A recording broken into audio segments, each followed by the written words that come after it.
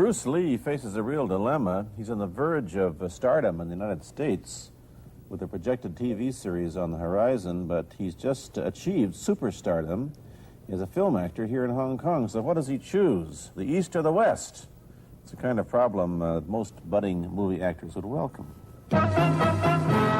It's the Pierre Berton Show, the program that comes to you from the major capitals of the world. This edition comes to you from Hong Kong. And Pierre's guest is the man who taught karate, judo, and Chinese boxing to James Garner, Steve McQueen, Lee Marvin, and James Coburn. The newest Mandarin superstar, known in the West for his appearances in Batman, The Green Hornet, Ironside, and Longstreet. His name is Bruce Lee, and he doesn't even speak Mandarin. And here's Pierre. Well, how can you play in Mandarin movies if you don't even speak Mandarin? How do you do that? Well, first of all, I speak only Cantonese. Yeah.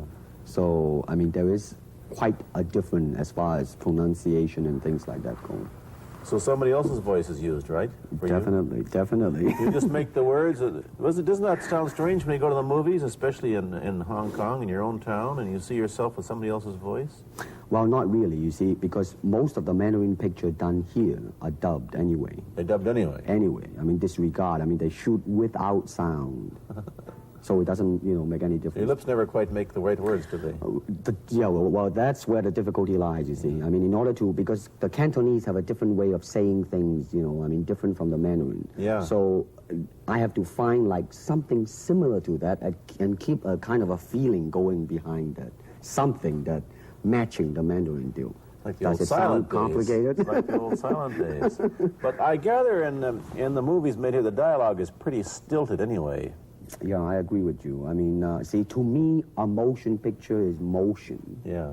I mean, you got to keep the dialogue down to the minimum. Did you look at many Mandarin movies before you started playing in the first one? Yes. What did you think of them when you saw them? Quality-wise, I mean, I have to admit that it's not quite up to the standard. However, it is growing, and it is getting higher and higher and going toward that standard, that what I would term quality. They say the secret of your success in that movie, The Big Boss, which was such a success here and rocketed you to stardom in Asia, was that you did your own fighting. As an expert in the various martial arts in China, what did you think of the fighting that you saw in the movies that you studied before you became a star? Well, I mean, definitely in the beginning, I had no intention or whatsoever that what I was practicing and what I'm still practicing now would lead to this to begin with. But martial art has a very, very deep meaning as far as my life is concerned, because as an actor, as a martial artist, as a human being, all these I have learned from martial art. Maybe for our audience who doesn't know what it means, you might explain exactly what you mean by martial art. Right. Martial art include all the combative arts like karate or karate, judo, Chinese kung fu or Chinese boxing, whatever you call it. All those. You see, like Aikido, Korean, I can go on and on and on. But it's a combative form of fighting. I mean, it's not, some of them became sport, but some of them are still not. I mean, they use, for instance, kicking to the groin, jabbing fingers at the eyes, and things like that. No wonder you're successful in the Chinese movies. Are full of this kind of action anyway. They needed a guy like you could... Violence, man. So you didn't have to use a double when you moved into the motion picture world here. You did it all yourself. Right. Can you break 5 or 6 pieces of wood with your hand or your foot? I'll probably break my hand and foot. But tell me a little bit... you set up a school in Hollywood, didn't you, for people like James Garner and Steve McQueen and the others? Yes. Why would they want to learn Chinese martial arts? Because of a movie role? Not really. I mean, most of them, you see, to me, at least the way that when I teach it, all type of knowledge ultimately means self-knowledge. Mm-hmm. So therefore, they're coming in to, and ask me to teach them not so much of how to defend themselves or how to do somebody in, rather They want to learn to express themselves through some movement, be it anger, be it determination, or whatsoever. So in other words, what I'm saying, therefore, is that he is paying me to show him in combative form the art of expressing the human body. Which is acting, in a sense, isn't it?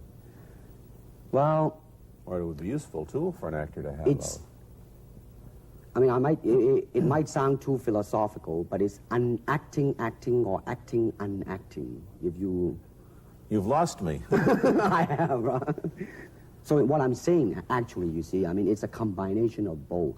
I mean, here it is the natural instinct, and here is control.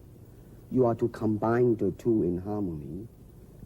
Not, if you have one to the extreme, you will be very unscientific. If you have another to the extreme, you become all of a sudden a mechanical man, no longer a human being. So it is a successful combination of both. So therefore, it is not only, so therefore it's not pure naturalness or unnaturalness. The ideal is unnatural naturalness or natural unnaturalness. Yin yang, eh? Right, man, that's it. One of your students, James Coburn, played in a movie called Iron Man the Flint, in which he used karate. Is that what he learned from you? He learned it after. Oh, after, he went yeah. after he played in Iron Man. Right, right. You see, actually, I do not teach, karate because I do not believe in styles anymore. I mean, I do not believe that there is such thing as like Chinese way of fighting or the Japanese way of fighting or whatever way of fighting, because unless human beings have 3 arms and 4 legs, we will have a different form of fighting. But basically, we have only 2 hands and 2 feet. So styles tends to not only separate man, because they have their own doctrines, and then the doctrine became the gospel truth, that you cannot change, But if you do not have styles, if you just say, well, here I am, as a human being, how can I express myself totally and completely? Now, that way, you won't create a style, because style is a crystallization, that way, it's a process of continuing growth. You talk about Chinese boxing. How does it differ from, say, our kind of boxing? Well, first we use the feet. That's and a then start. we use the elbow. And You use the thumb, too? you name it, man. We use it all. You have to, you see, because, that is the expression of the human body. Everything, not just the hand. And when you're talking about combat, well, if it is a sport, now you're talking about something else. You have regulations, you have rules. But when you're talking about fighting as it is, rules. with no rules. Not real fighting. Well, then, baby, you better train every part of your body. And when you do punch, now I'm leaning forward a little bit, hoping not to hurt any camera angle. You got to put the whole hip into it and snap it and get all your energy in there and make this into a weapon. I didn't want to tangle you in any dark that right now. You came at me pretty fast there. What is the difference between Chinese boxing and what we see these young men doing at 8 o'clock every morning on the rooftops in the parks called shadow boxing, which they're always... Well, actually, you see, that is part of Chinese boxing. It is. There are so many schools, different Everybody schools. here seems to be, going like this all the time. Well, that's good. I'm very glad. I'm very glad to see that, because at least somebody is caring for their own body, right? Yeah. That's a good sign. Well, it's a kind of a slow form of exercise, which is called Tai Chi Chuan. I'm speaking Mandarin just now. Yeah. Cantonese, Tai Chi Kun, okay? I see. And it's more of an exercise for the elderly, not so much for the Give young. me a demonstration. Show me. Can you do a little bit of it? Just so the hand-wise is very slow. Oh, is it? And you push it out, but all the time you are keeping the continuity going. Bending, stretching, everything. Suppose, you just keep it moving. It's like a ballet dancer there. Yeah, it is. To them, you see, the idea is running water never grows stale. So you got to just keep on flowing. Of all your students, famous, James Garner, Steve McQueen, Lee Marvin, James Coburn, Roman Polanski, which was the best? Who adapted best to this Oriental form of exercise and defense? Well, depending, okay? Now, as a fighter, Steve McQueen, now, he is good in that department because that son of a gun got the toughness in him. Yeah. You see it on the screen. I mean, he would say, all right, baby, here I am, man. Mm-hmm. You know, and he'll do it. Yeah. Now, James Coburn is a peace-loving man. I met him. Right? I mean, you've met him. I mean, he's really, really nice. I mean, super mellow and all that. I mean, you know, I mean, now, he appreciates the philosophical part of it. Therefore, his understanding of it is deeper than Steve. So it's really hard to say. You see what I'm saying now? I see. I mean, it's different. So that's, I mean, depending on what you see in it. Interesting that we don't, in our world, and haven't since the days of the Greeks who did, combine philosophy and art with sport. But quite clearly, the Oriental attitude is that the three are facets of the same things. Man, listen, you see, really, to me, okay, to me, ultimately, martial art means honestly expressing yourself. Now, it is very difficult to do. I mean, it is easy for me to put on a show and be cocky and be flooded with a cocky feeling and then feel like pretty cool and all that. Or I can make all kinds of phony things, you see what I mean, blinded by it. Or I can show you some really fancy movement. But to express oneself honestly, not lying to oneself, and to express myself honestly, that, my friend, is very hard to do. And you have to train. You have to keep your reflexes so that when you want it, it's there. When you want to move, you're moving. And when you move, you are determined to move. Not taking 1 inch, not anything less than that. If I want to punch, I'm going to do it, man, and I'm going to do it, you see. So, I mean, so that is the type of thing you have to train yourself into it, to become one with the, you think? Yeah, this is very un-Western, this attitude.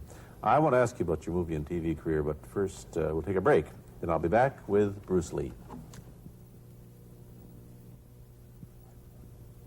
I've been talking to Bruce Lee mainly about the Chinese martial arts, which include things like Chinese boxing, karate, and judo, which is what he taught when he was in Hollywood after he left the University of Washington, where he studied, of all things, philosophy, if you can believe that.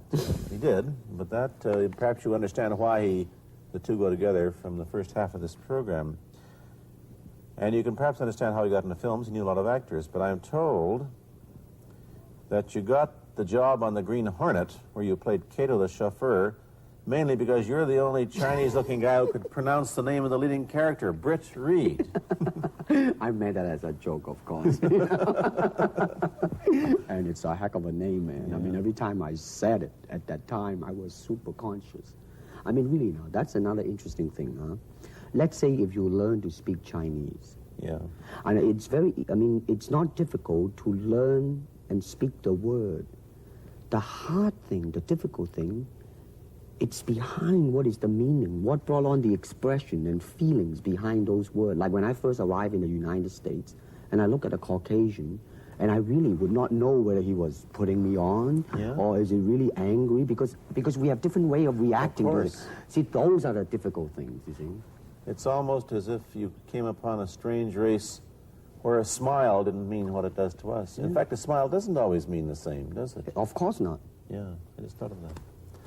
Tell me about the big break when you played in Longstreet. I must tell the audience that Bruce Lee had a bit part or a supporting role in the Longstreet series, and this had an enormous effect on the audience. What was it?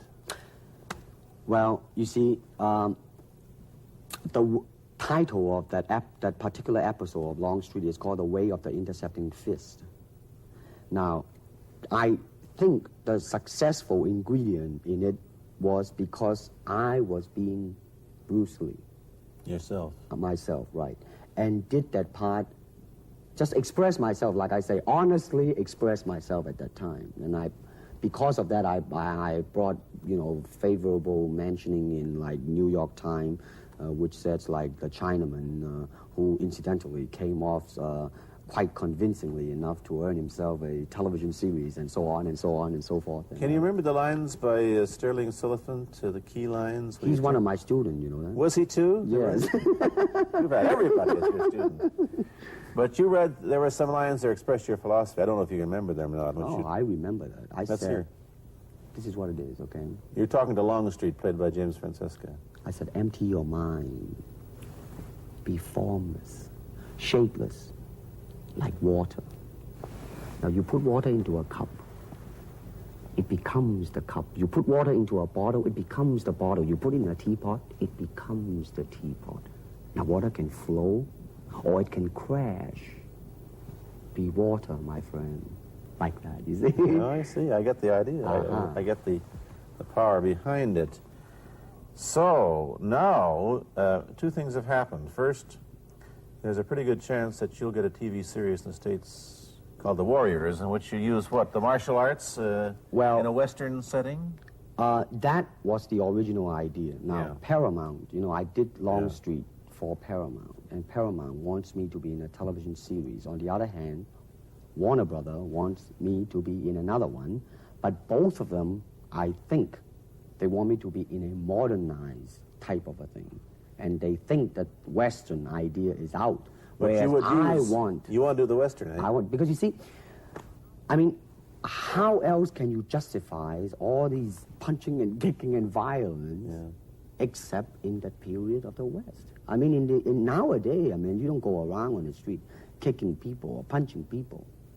Because if you do, that's it. I mean, I don't care how good you are, you know. But this is true also of the Chinese dramas, which are mainly costume dramas. They're all full of blood and gore over here. Oh, you mean here? Yeah. Well, unfortunately, you see, I hope that the picture I am in would either explain why the violence was done, whether right or wrong or whatnot. But unfortunately, pictures, most of them here, are done mainly just for the sake of violence. You know what I mean? Like, you know, fighting for 30 minutes, get stabbed 50 times. And well, I'm fascinated. Let me give you your microphone back.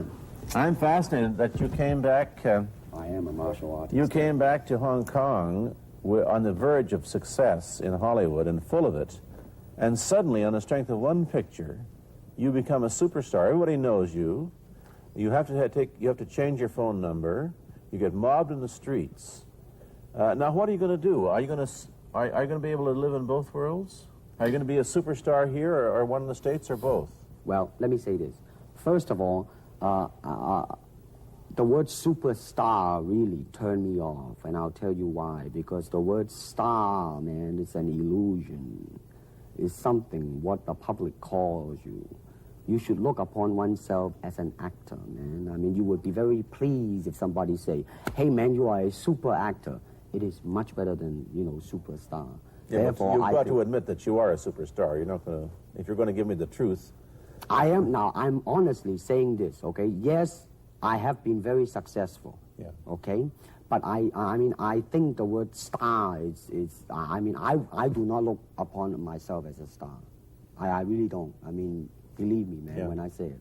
I mean, I'm not saying it because well, what are you going to do? Let's get back to the question. Okay. Are you going to stay in Hong Kong and be famous? Are you going to go to the United States and be famous? Or are you going to try and eat your cake and have it too? I am going to do both because, you see, I have already made up my mind that in the United States, I think something about the Oriental, the true Oriental should be shown.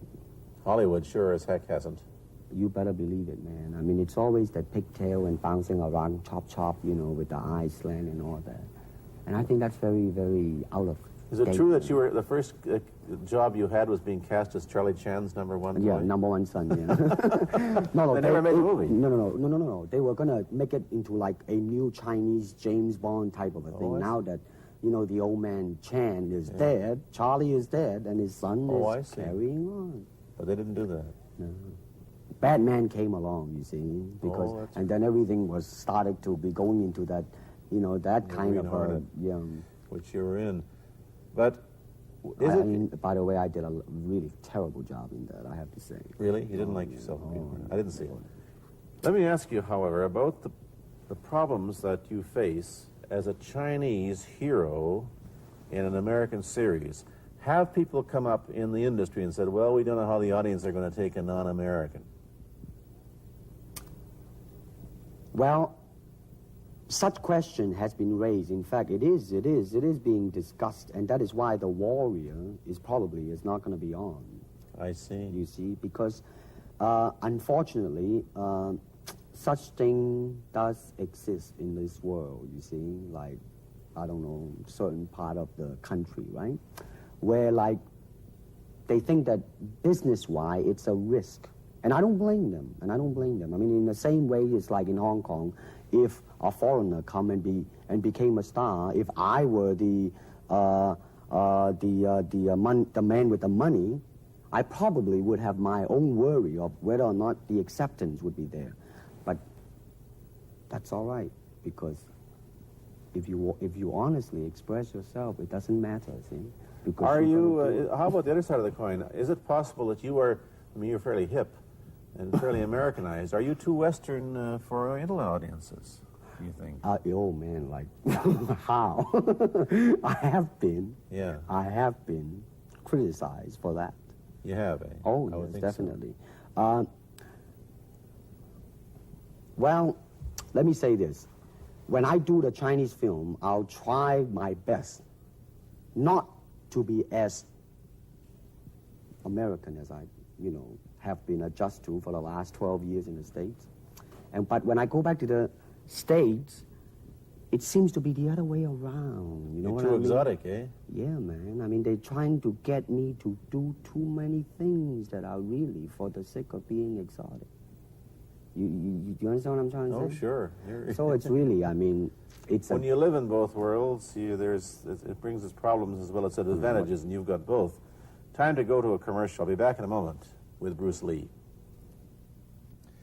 Let me ask you whether the change in attitude on the part of the Nixon administration towards China has helped your chances of starring in an American TV series. Well, first of all, this happened before that. Yeah. But I do think that things of Chinese will be quite interesting for the next few years. I mean, not that I'm politically, inclining toward anything. No, I understand that. I'm just wondering. But I mean, once the opening of China, that it will bring more understanding. Yeah. More things that are, like different, and maybe in the contrast of comparison, some new thing might grow. So therefore, I mean, it's a very rich period to be in. I mean, like if I were born, let's say, 40 years ago. Yeah. If I have a thought in my mind, I said, boy, I'm going to star in a movie or star in a television series in America. Well, that might be a vague dream, but I think right now, maybe, man. You still think of yourself Chinese, or do you ever think of yourself as North American? You know what I want to think of myself? As a human being. Because, I mean, I don't want to sound like, as Confucius say, but under the sky, under the heaven, man, there is but one family. It just so happened, man, that people are different. Okay, we got to go. Thank you, Bruce Lee, for coming here. Thank you for Pierre. watching. Thank you.